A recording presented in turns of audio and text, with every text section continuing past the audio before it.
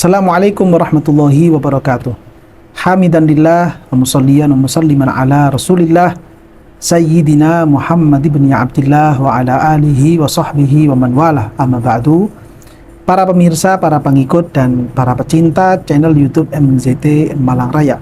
Alhamdulillah kita bisa melanjutkan kajian kita pada kesempatan kali ini, yang mana kajian kita akan melanjutkan tentang kisah para ulama yang beliau-beliau ini menjadi mata rantai keberlangsungan dalam mazhab al-Imam Asy-Syafi'i, yang mana dengan kita membaca dan mengenal biografi beliau-beliau semuanya, kita berharap kepada Allah Subhanahu wa Ta'ala, mudah-mudahan kita juga mendapatkan karunia dari Allah Ta'ala bisa meniru bagaimana kebiasaan para ulama-ulama terdahulu, bagaimana akhlak dan adab yang dicontohkan oleh para ulama-ulama terdahulu, sehingga kita juga bisa digolongkan oleh Allah Subhanahu wa Ta'ala dalam kelompoknya orang-orang seperti beliau semuanya, sehingga kita bisa menjadi orang-orang yang mendapatkan keselamatan mulai dari alam dunia ini sampai nanti di alam akhirat. Amin ya rabbal alamin.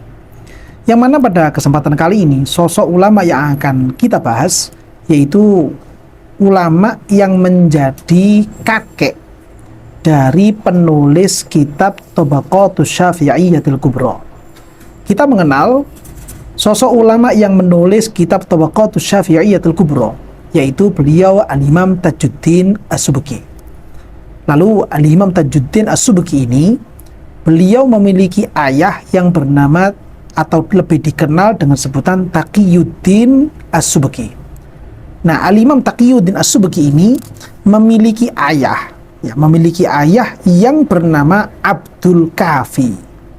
Abdul Kafi bin Ali bin Tamam As-Subki.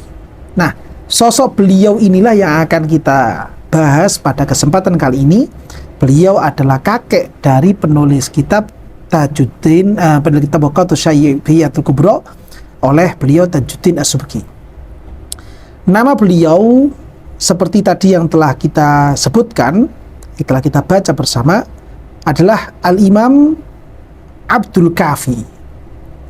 Beliau memiliki ayah yang bernama Ali, lalu kemudian memiliki kakek yang bernama Tamam, karena beliau itu terlahir di satu desa yang bernama Subuk, yang mana desa Subuk ini merupakan salah satu desa yang ada di negara Mesir.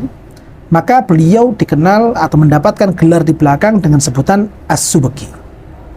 Dan ternyata sebagaimana pengakuan dari beliau sendiri di dalam kitab Tabaqatus Syafi'iyyatil Kubra, bahwa keluarga beliau ini, keluarga dari Al-Imam Abdul Kafi bin Ali As-Subki ini, beliau merupakan keturunan dari bangsa Khazraj, sehingga beliau termasuk dari keturunan sahabat Rasulullah SAW dari kalangan Ansor, sehingga di akhirnya beliau juga mendapatkan gelar Al-Ansari Al-Khazraji.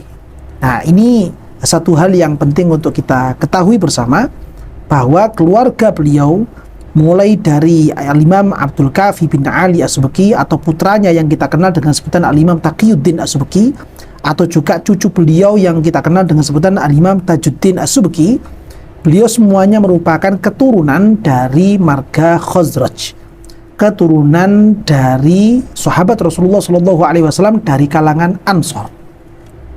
Beliau sosok ulama kelahiran tahun 659 Hijriah, sehingga berarti beliau ini merupakan ulama kelahiran abad ke-7 Hijriah, dan kemudian beliau wafat pada tahun 735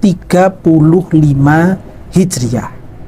Sehingga kalau dihitung, usia beliau adalah 76 tahun. Di dalam usia selama 76 tahun ini, sejak beliau itu terlahirkan di alam dunia, beliau memang hidup di lingkungan keluarga dan diasuh oleh orang tua yang penuh dan sangat kental sekali dengan nuansa-nuansa keilmuan, nuansa-nuansa ibadah kepada Allah Subhanahu wa Ta'ala, sehingga tidak ayal kemudian kalau Al-Imam Abdul Kafi bin Ali As-Subki ini memiliki kebiasaan mulai dari beliau masih kecil sampai kemudian beliau ini masuk pada usia-usia sepuh. Beliau memiliki kebiasaan selalu berzikir kepada Allah Subhanahu wa taala. Tangan beliau tidak pernah lepas dari yang namanya tasbih, dan dimanapun beliau itu singgah, duduk, maka lisan beliau tidak pernah lepas dari membaca ayat-ayat suci Al-Quran. Beliau dikenal sebagai sosok figur yang begitu lekat dengan bacaan ayat-ayat suci Al-Quran. Lisan beliau senantiasa deres, senantiasa melantunkan ayat-ayat Al-Quran melalui hafalan-hafalan beliau. Dan seandainya jika beliau ini merasa capek untuk membaca Al-Quran, maka beliau berpindah kepada membaca zikir kepada Allah Subhanahu wa ta'ala. Jika seandainya beliau ini berhenti dari membaca zikir, beliau juga dikenal sebagai salah satu figur yang begitu sering mengisi waktu-waktunya untuk memuji Gusti Kanjeng Nabi Muhammad SAW.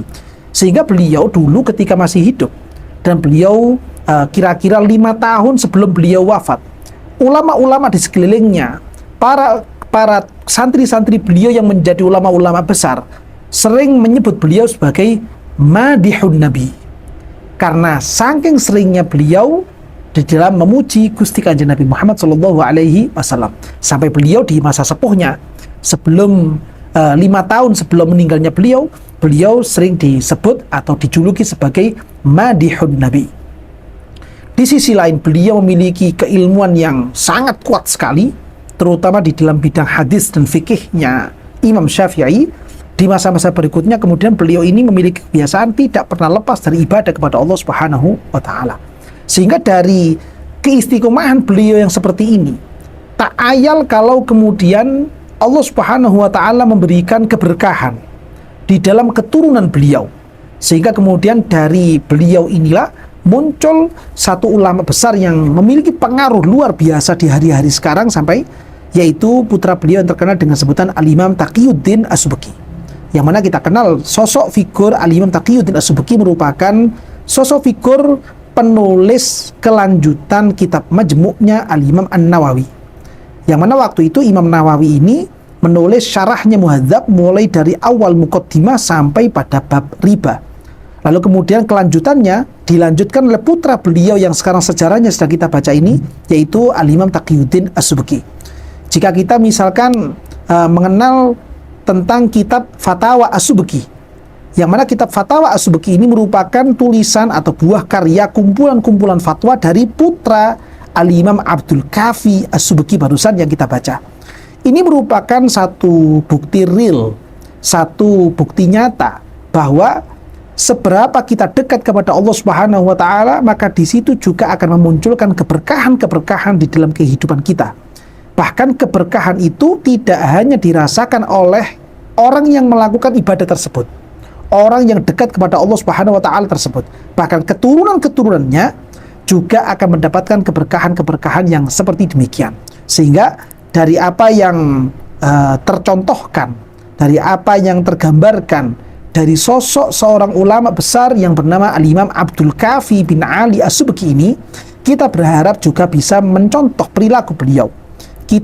Lisan kita tidak pernah lepas dari zikir kepada Allah Subhanahu wa ta'ala.